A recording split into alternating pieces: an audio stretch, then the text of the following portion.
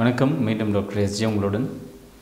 கடந்த 10க்கும் மேற்பட்ட வீடியோக்கள் பார்த்திங்கன்னா வயிறு மற்றும் குடல் புண் சம்மந்தமாக தான் நம்ம பேசியிருப்போம்.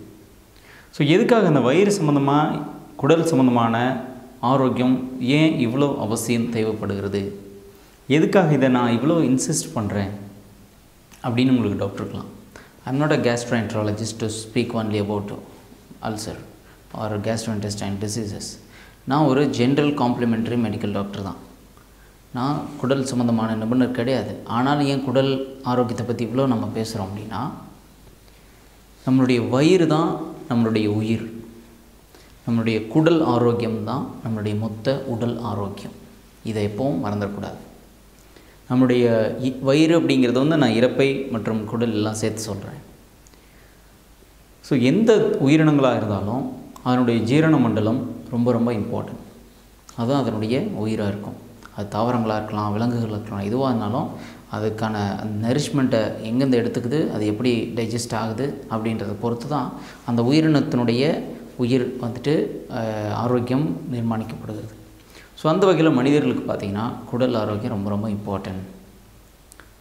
வயிறு சரியாக இருந்தால் தான் நீங்கள் எவ்வளவு காஸ்ட்லியான உணவு எடுத்தாலும், எவ்வளவு சக்தி நிறைந்த உணவு எடுத்தாலும், அந்த வயிறு அதை டைஜஸ்ட் பண்ணி அப்சார்வ் பண்ணி உறிஞ்சி நம்மளுடைய ரத்தத்துக்கு அனுப்பணும். அப்படின்னா வயிறு பகுதி ரொம்ப ரொம்ப ஆரோக்கியமாக இருக்கணும், குடல் ரொம்ப ஆரோக்கியமாக இருக்கணும், மலக்குடல் ரொம்ப ஆரோக்கியமாக இருக்கணும். இல்லை நம்மளுடைய வயிறு புண்ணு இருக்குது, அல்லது இன்டைஜஷன் இருக்குது, டியோடனல் அல்சர் குடல் புண்ணெலாம் இருக்குது அப்படின்னா, நீங்கள் எவ்வளோ ரிச் பர்சனாக இருந்தாலும், எவ்வளோ ஒரு பணக்கார ஒரு உணவு நீங்கள் சாப்பிட்டீங்களா கூட உங்களால் சாப்பிட முடியாது. ஃபர்ஸ்ட் ஆஃப் ஆல் நீங்கள் விரும்பினதை சாப்பிட முடியாது. அப்படியே நீங்கள் சாப்பிட்டாலும் அதை உள்ளே எடுத்துக்காது, டைஜஸ்ட் பண்ணாது, முழுமையாக அப்சார்ப் பண்ணாது. குடல் ஆரோக்கியம் ரொம்ப ரொம்ப இம்பார்ட்டன்ட். அதனால தான் இது சம்மந்தமாகவே நம்ம நிறைய வீடியோஸ் நம்ம பேசிகிட்ருக்குறோம். நீங்கள் எந்த மருந்துகள் எடுத்துக்கணுன்னா கூட, அது இங்கிலீஷ் மெடிசன், சித்தா, எனிதிங் நீங்கள் எடுத்தால் கூட நம்முடைய குடல் ஆரோக்கியம் நல்லா இருந்தால் மட்டும்தான் அந்த மருந்து முழுமையாக நமக்கு பலன் கொடுக்கும். இல்லாத பட்சத்தில் மருந்து உள்ளே போய் அது செரிமானம் ஆகும் பொழுது ரொம்ப குறைவாக தான் நம்மளுடைய இரத்தத்திற்கு பிரியும். பெரும்பான்மையானது நம்ம கழிவுகளாக வெளியேற்றப்படும்.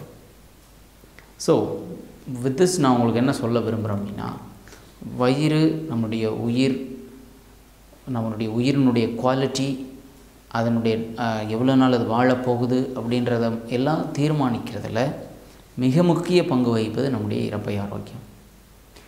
நம்மளுடைய மொத்த உடல் ஆரோக்கியத்தையும் தீர்மானிக்கக்கூடியது நம்முடைய குடல்.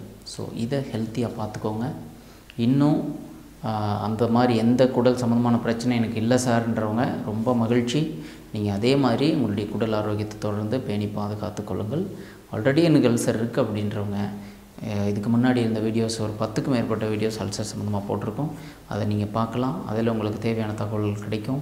இன்னொரு நல்ல ஒரு கிளாரிட்டி கிடைக்கும். இந்த வீடியோக்கள் இவ்வளவு இதாக பேசுகிறதுக்கு காரணம் என்ன அப்படின்னா, உங்களுக்கு ஒரு பக்கா அண்டர்ஸ்டாண்டிங் வரணும், நம்முடைய குடல் ஆரோக்கியத்தை பற்றி, அல்சர் பற்றி அண்டர்ஸ்டாண்டிங் வரணும் அப்படிங்கிறது தான். ஆகவே குடல் ஆரோக்கியத்தை பேணி காத்துக்கொள்ளுங்கள். ஹெல்த்தியான வாழ்க்கை வாழ வாழ்த்துக்கள். நன்றி.